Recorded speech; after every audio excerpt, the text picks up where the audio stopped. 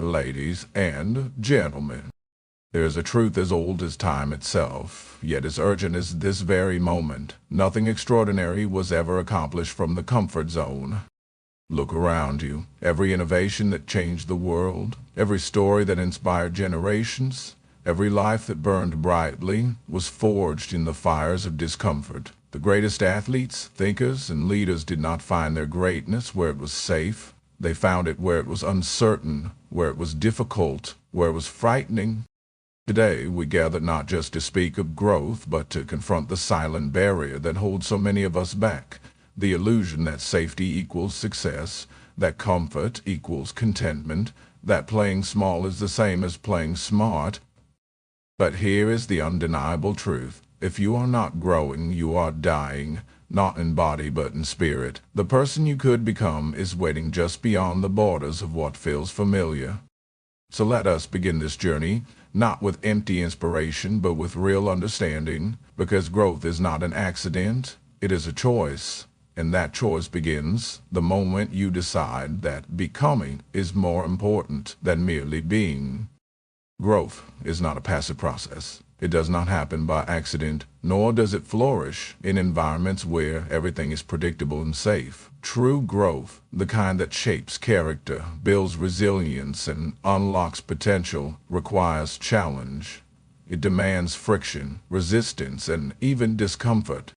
Think of a muscle. If you never push it beyond its usual limits, it remains weak. It adapts only to what it already knows. But when you strain it, when you test its boundaries, it responds by growing stronger. The same principle applies to your mind, your skills, and your spirit.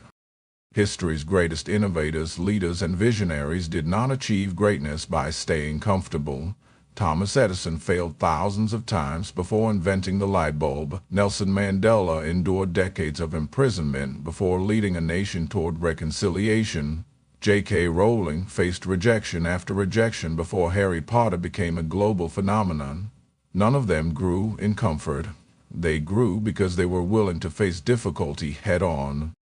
Yet, so many of us resist discomfort. We cling to routines, avoid risks, and convince ourselves that safety equals success.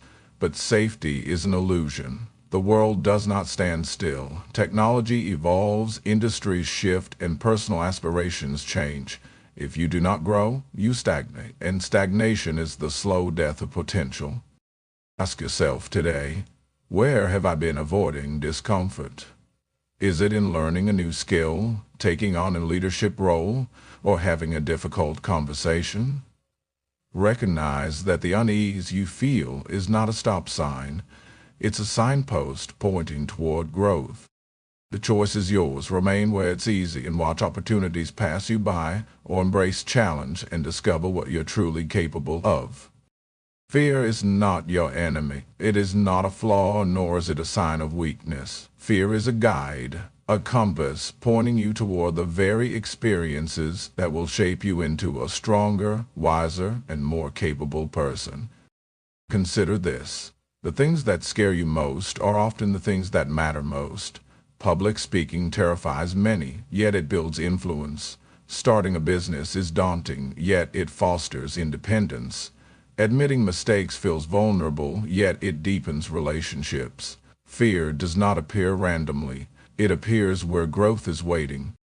The problem is not fear itself. It's how we respond to it. Too often, we treat fear as a stop sign. We retreat, we hesitate, we convince ourselves that we're not ready. But courage is not the absence of fear. It is action in spite of it. Every great achievement in human history was accomplished by someone who felt fear and moved forward anyway.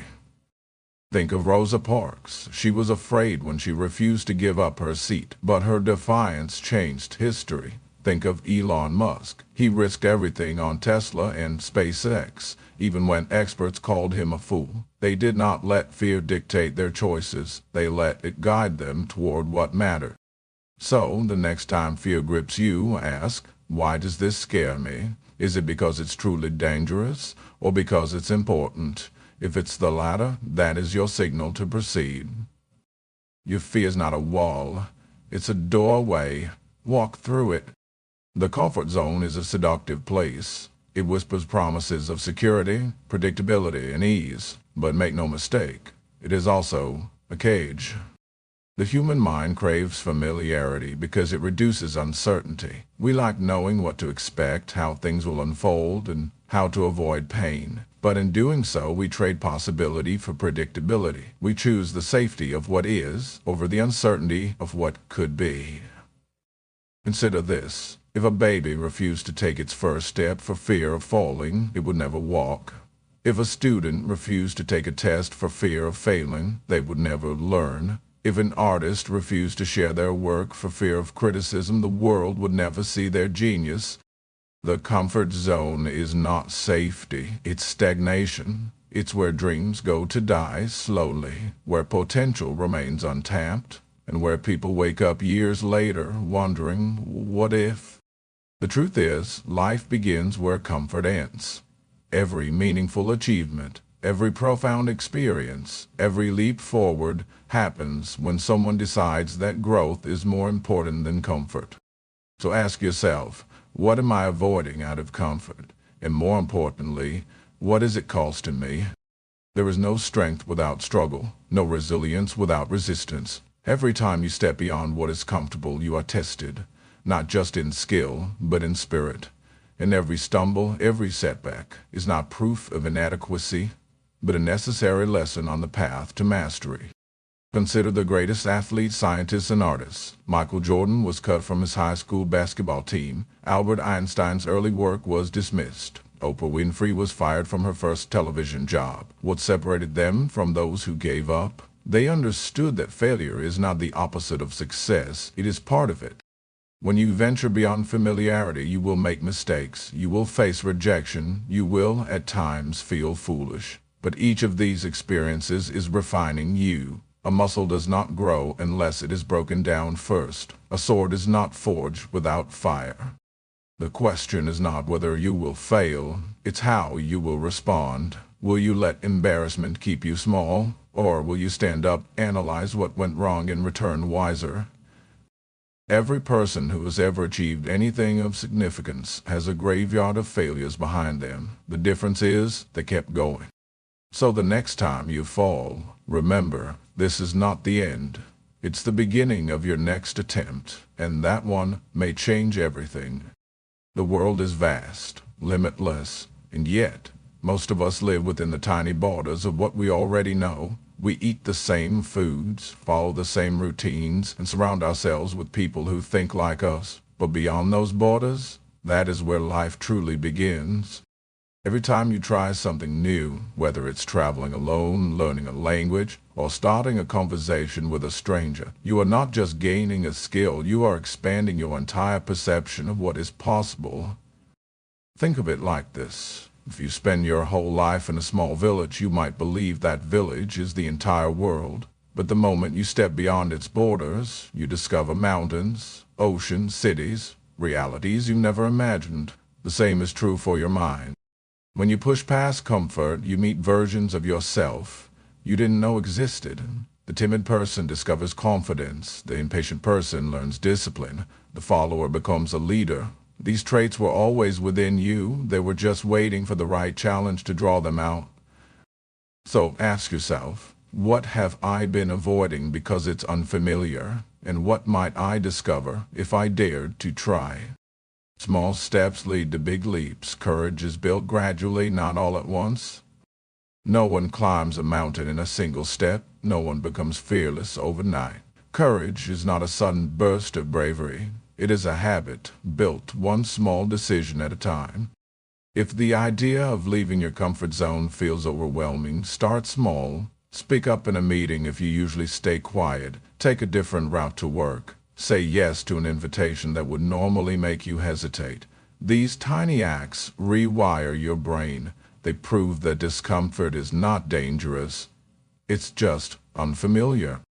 Over time, these small steps compound. The person who forces themselves to network with one stranger today may build the confidence to pitch an idea to investors tomorrow. The writer who publishes a short story despite fear may one day finish a novel.